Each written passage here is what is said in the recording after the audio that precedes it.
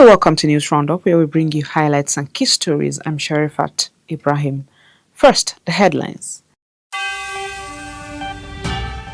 Tinubu approves expansion of Nigerian Army, 28,000 new recruits. Tinubu comments Ododo on security development strides, urges sustained transformation in Kogi. Top European clubs continue transfer spending spree. Now the news in detail. President Bola Ahmed Tinubu has approved a major restructuring of the Nigerian Army, expanding it from 8 to 12 divisions and authorizing the recruitment of 28,000 additional personnel to strengthen national security. In a statement issued on Thursday by the Special Advisor to the President on Information and Strategy, Bayo Onanuga, the President described the move as a landmark step to enhance the country's security architecture and improve the operational effectiveness of the armed forces. The expansion is part of the administration's sustained investments in the military, which also include the acquisition of critical military platforms and equipment, improvements in troop welfare, and support for operational readiness and force modernization. Under the new arrangement, the Nigerian Army will operate 12 divisions strategically positioned across the country. 4 new divisions will be established in Makurdi, Ilorin, Jalingo, and Benin City. According to the statement, the new divisions will improve command and control, decentralize operational decision-making, strengthen border security, protect critical national infrastructure, and ensure faster military response to emerging threats. The implementation will be done in 2 phases. Phase 1 will cover the establishment of the 5, 9, and 10 divisions and reorganization of existing formations and will be completed by September 2026. Phase 2 will involve the 83 division in Benin City and further reorganization expected to be completed by December 2026. President Tinubu commended the Chief of Army Staff, Lieutenant General Wide Shaibu, and all officers and soldiers for their dedication to defend Nigeria's sovereignty. He reaffirmed his administration to continue investing in the armed forces to ensure they remain adequately equipped, highly motivated, and fully capable of protecting the nation. Moving on, President Bola Ahmed Tinubu has commended Kogi State Governor Ahmed Usman Ododo for the remarkable strides recorded in security, governance and infrastructure development, urging him to sustain the momentum in delivering dividends of democracy to the people of the state. The President gave the commendation when he received Governor Ododo at the Presidential Villa in Abuja on Wednesday, where the Governor briefed him on the security situation and ongoing development efforts in Kogi State. According to a statement by the State Commissioner for Information and Communications, Kingsley Fawo, President Tinubu praised the governor's efforts in consolidating peace, improving governance, and ensuring development across the state. During the meeting, Governor Ododo expressed profound appreciation to the President for his unwavering support and strategic interventions, describing the Tinubu investments in infrastructure, security, economic reforms, and other people-centered policies by the federal government under President Tinubu as key drivers of development in Kogi State.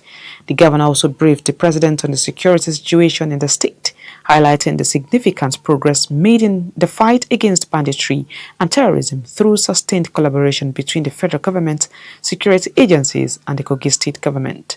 Governor Ododo said his administration will continue to sustain partnership with the federal government to deepen security, expand development, and improve the welfare of the people of the state. And the Minister of Information and National Orientation, Mohammed Idris, has called on bloggers, online publishers, and digital content creators to uphold the principles of ethical journalism, responsible storytelling, and fact-based reporting to strengthen democracy and contribute to national development.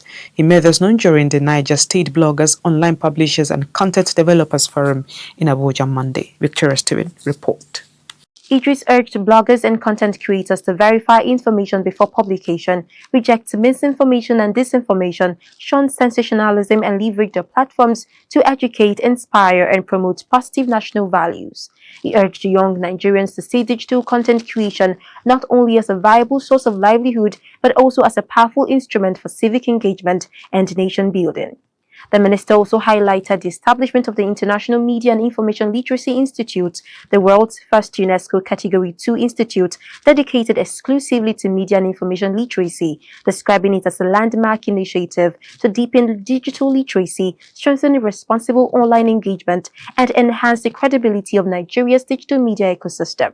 He further urged aspiring digital entrepreneurs to continually build their professional capacity and uphold standards that will inspire public confidence in online journalism. I'm Victoria Stephen. The news roundup is coming to your Lugard TV. We'll be back shortly. Stay with us.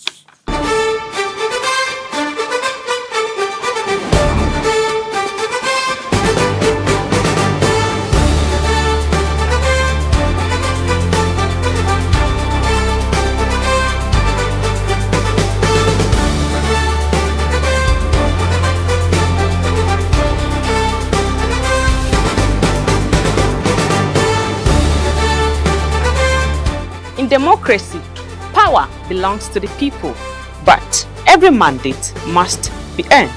This is People's Mandate, your platform for accountability where aspirants speak, leaders are held to account, and the people decide.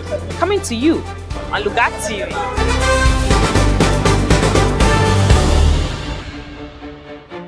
My message to the government is to tell them to pay more attention to the youth of Kogi State. Yes, and to also tell them to continue doing the good work they're doing, because we are impressed. And with this, definitely they will get our backing come 2027. We, the youth, are very peaceful. We will remain peaceful. We support the current administration because they are protecting our interests as the youth of Kogi State. And all they are doing today is for the youth. The foundation they are laying today is for the youth. So the youth are active players even in the government right now. Starting from the Minister Commissioner for Youth, the SA Youth. It's not unlike other states. When you have an 80-year-old man as Youth Commissioner, you have 50-year-old man as SA Youth. Some were never given this recognition. So we thank God for our states where we belong. Many of us today are key players in the state's activities. So we are now designing our future by ourselves. The governor is a youthful person. I have said it several times and displaying it. So I want to tell the government to continue doing what they are doing, give youth more attention, create more job opportunity, let them advance our youth in the area of tech and skill acquisitions. The youth they have today are ready if they too are ready for us. Welcome back. The presidential media team and Renewed Hope ambassadors have commended development strides by the Kogi State government under Governor Ahmed Usman Ododo. Leader of the presidential media team and the special advisor to the president on media and public communications, Chief Sunday Dare, made a commendation during the inspection of federal and state projects across the senatorial districts in Kogi State. Dare said the projects inspected across Kogi State demonstrate that the Renewed Hope agenda is translating into tangible improvements in the lives of Nigerians. He commended Governor Ahmed Usman Ododo for complementing the federal government's efforts through strategic investments in education, healthcare, road infrastructure, security, and human capital development.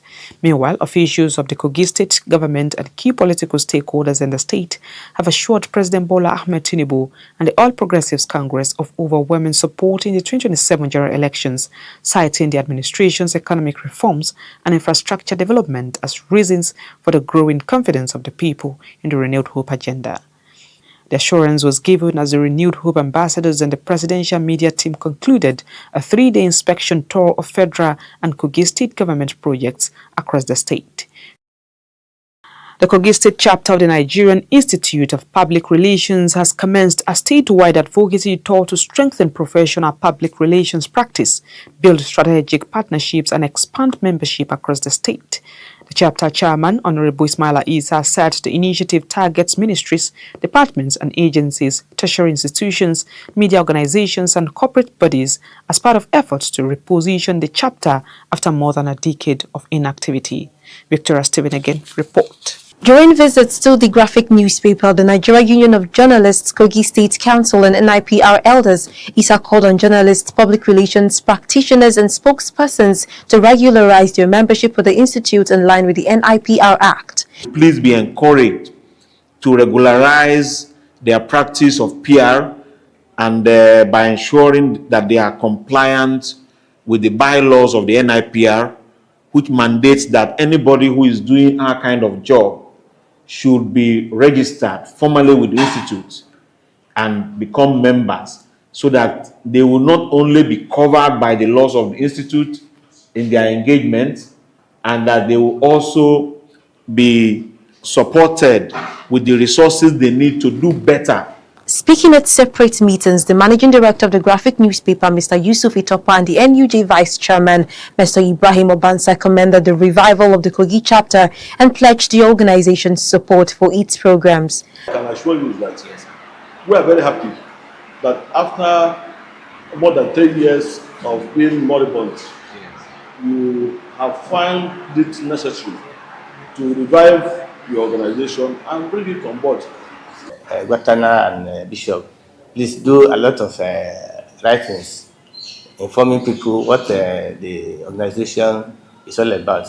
You can take maybe half of a page in the graphic, at least for now, for the start. The advocacy team also met with NIPR elders, where the chapter announced the constitution of an elders advisory committee to support its revitalization efforts.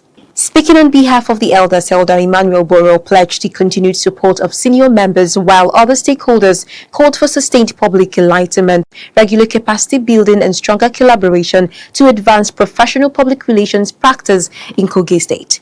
I'm Victoria Stephen.